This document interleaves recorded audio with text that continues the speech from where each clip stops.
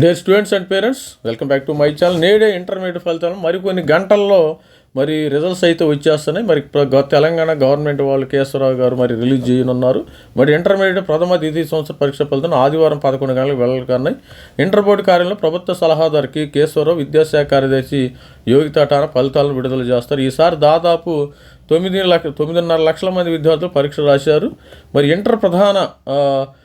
Inter ప్రధాన పరీక్షలు 13తో ముగిశాయి. ఈ నెల రోజులకు వెల్లడిస్తున్నారు. ఇది వెబ్సైట్. ఈ వెబ్సైట్లో మనకి రిజల్ట్స్ వచ్చాయి.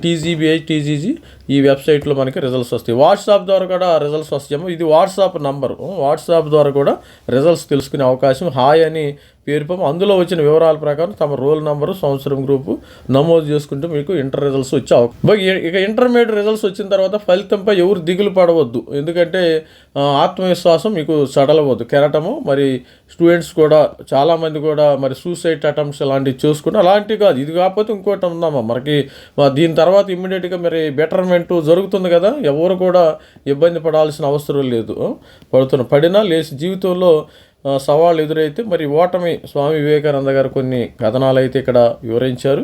ఇంటర్ పరీక్షలు రాసిన విద్యార్థులు ఇది రంగారెడ్డి, మేడ్చలు లక్షలాది మంది విద్యార్థులు వారి తల్లిదండ్రులు ఎప్పుడైనా అని ఎదురు చూసిన ఇంటర్మీడియట్ ఫలితాలు రాగానే వచ్చాయి. ఈ సమయంలో విద్యార్థులు సహజంగా ఆందోళన కనిపిస్తుంది. స్టూడెంట్స్ చాలామంది చాలా ఇదవుతున్నారు. అప్పుడు మేము మా చిన్నతనంలో 5 సబ్జెక్టులు పోయినా 2 పోయినా కానీ హ్యాపీగా ఉండేవాళ్ళం. ఇప్పుడు అలాంటి వాళ్ళు సెన్సిటివ్గా తయారయ్యారు. విద్యార్థి సామర్థ్యాన్ని ఆ సమయానికి అంచనా వేసే ప్రక్రియ మాత్రం అది వ్యక్తిత్వాన్ని భవిష్యత్తు నిర్ణయించలేదు. ఆశించిన ఫలితం మాత్రం రానంత మాత్రాన జీవితం ముగిసిపోయినట్టు కాదు. మార్కుల వేటలో పడి మనసు గాయపరుచుకోవద్దని నిపుణులు అయితే ఎంచుతున్నారు. ప్రత్యామ్నాయాలు ఎన్నో ఉన్నాయి.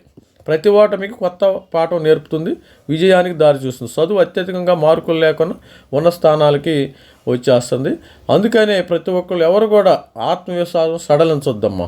ఎదిగిన వారిని స్ఫూర్తిగా తీసుకోవాలి. కెరీర్ అంటే కేవలం ఇంజనీరింగ్, మెడిసిన్ మాత్రమే కాదు. వందలాది వినూత్న కోర్సులు, ఉపాధి మార్గాలు అందుబాటులో ఉన్నాయి. పరీక్షల్లో ఫెయిల్ అయితే మరో మార్గంలో రాణించే అవకాశం ఉంటుంది. కొంతమందికి ఏంటంటే స్టడీ ఉంటుంది, కొంతమందికి ఏంటంటే స్పోర్ట్స్లో మంచిగా టాపర్స్ ఉంటారు. ఒక్కొక్కళ్ళు ఒక్కో దానిలో ఉంటారమ్మా. తర్వాత అమ్మా నాన్న పోలిక వద్దు. ఫలితాల సమయంలో విద్యార్థుల కంటే తల్లిదండ్రులపైన ఎక్కువ బాధ్యత ఉంది. పిల్లలపై ఒత్తిడి పెంచే మాటలు కట్టి పెట్టాలి. అదే పిల్లల మార్కులే తమ పరువు ప్రతిష్టలు అనుకునే తల్లిదండ్రులు. కొంతమంది ఏంటంటే ఏందిరా అని వాళ్ళని ఇబ్బంది పెడతాం జరుగుతుంది. తల్లిదండ్రులు కూడా కొద్దిగా ఆలోచించితే మంచిది ఈ విషయంలో. సరేలేరా నెక్స్ట్ బెటర్మెంట్ ఉంది అని మనం పేరెంట్స్ అనేవాళ్ళు పిల్లలకి చెప్పాలి. బెటర్మెంట్ నెక్స్ట్ మనం 1 మంత్లో ఎగ్జామ్స్ ఉంటాయి కదా, ఆ ఎగ్జామ్స్ ప్రిపరేషన్ ఇప్పుడు పోయింది తర్వాత చూసుకుందాం అనే విధంగా మాట్లాడాలి.